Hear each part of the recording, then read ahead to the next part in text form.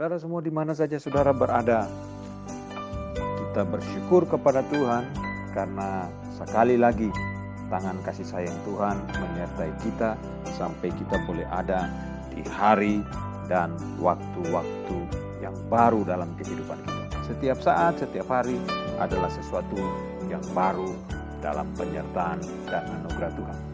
Nah saudara, setiap hari kita dengar, kita lihat, kita baca di media-media sosial. Ada banyak orang yang penuh dengan kegalauan. Ada banyak orang yang penuh dengan ketakutan. Ada banyak orang yang khawatir, yang stres. Bahkan ada banyak orang yang putus asa, hilang pengharapan, putus harapan. Tapi pernahkah kita berpikir, apakah alasan utama orang menjadi galau? Apakah alasan utama seseorang menjadi stres? Apakah ada alasan yang utama yang menyebabkan seseorang itu bisa menjadi putus harapan di dalam kehidupannya?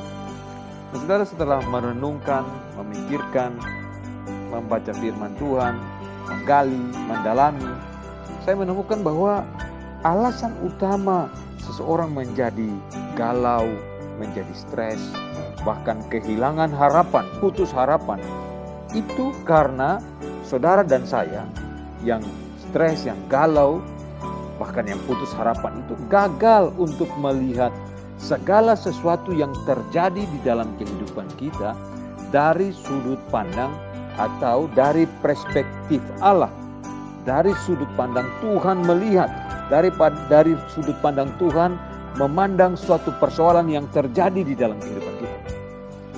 Nah Bapak Ibu, saudara semua tahu tentang Ayub, bukan? Seorang tokoh yang ada di dalam Alkitab, di dalam Perjanjian Lama. Nah, baru-baru ini saya membaca lagi kitab Ayub itu seluruhnya. Dan saya coba merenungkan kisah tentang tokoh ini, kisah tentang Ayub ini.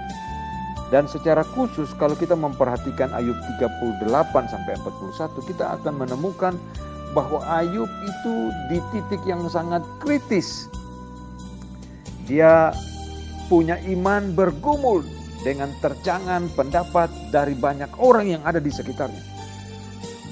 Alkitab mencatat bahwa Ayub itu seorang yang saleh, seorang yang luar biasa beribadah kepada Tuhan, beriman kepada Tuhan. Tetapi atas izin Tuhan, dia mengalami musibah, dia mengalami kehilangan semua harta, bahkan anak-anaknya juga meninggal, diambil daripadanya karena musibah yang terjadi. Saudara, tidak cukup sampai di situ. Istrinya mengajak dia untuk tinggalkan Tuhan.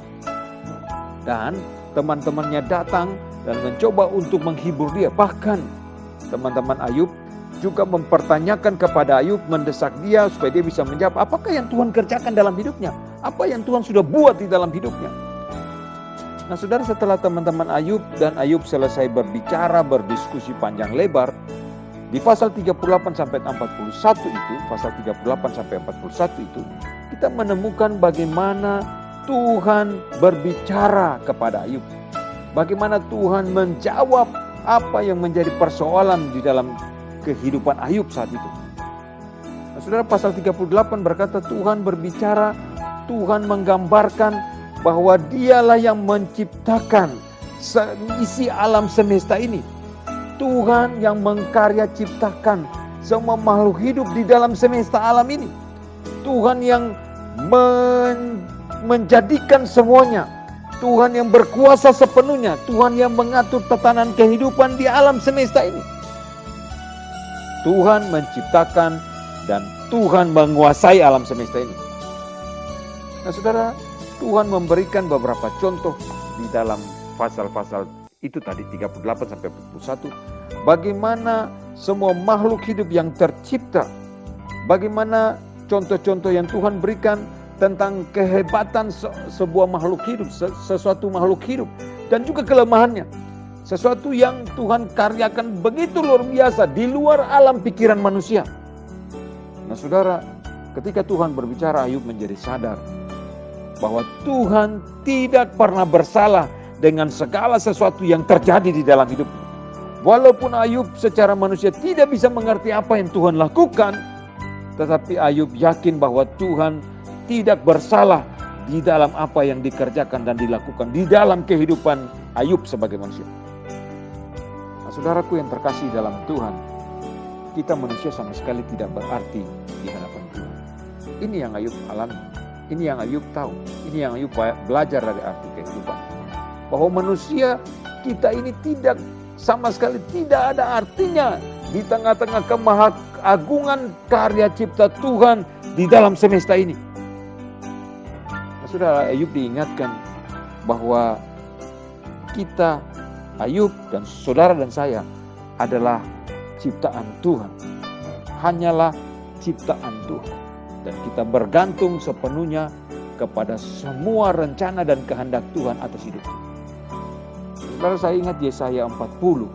Yesaya 40 ayat 28 sampai 31 berkata demikian. Tidakkah kau tahu dan tidakkah kau dengar? Tuhan ialah Allah kekal yang menciptakan bumi dari ujung ke ujung. Ia tidak menjadi lelah dan tidak menjadi lesu. Tidak terduga pengertiannya.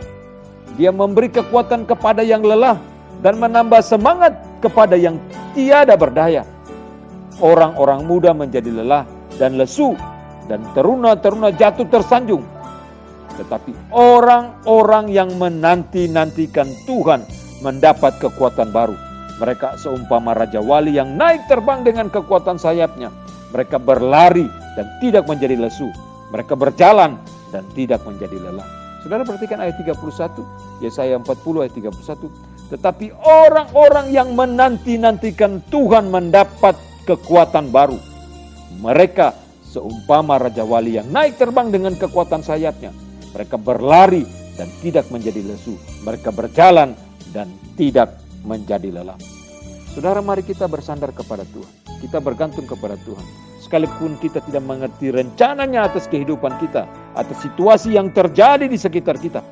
Tapi kita tetap percaya bahwa semua yang dikerjakannya, dikaryakan atas hidup kita adalah karya keselamatan, karya damai sejahtera, karya kekekalan yang mendatangkan sukacita dan damai sejahtera kepada kita. Terpujilah Tuhan dari kekal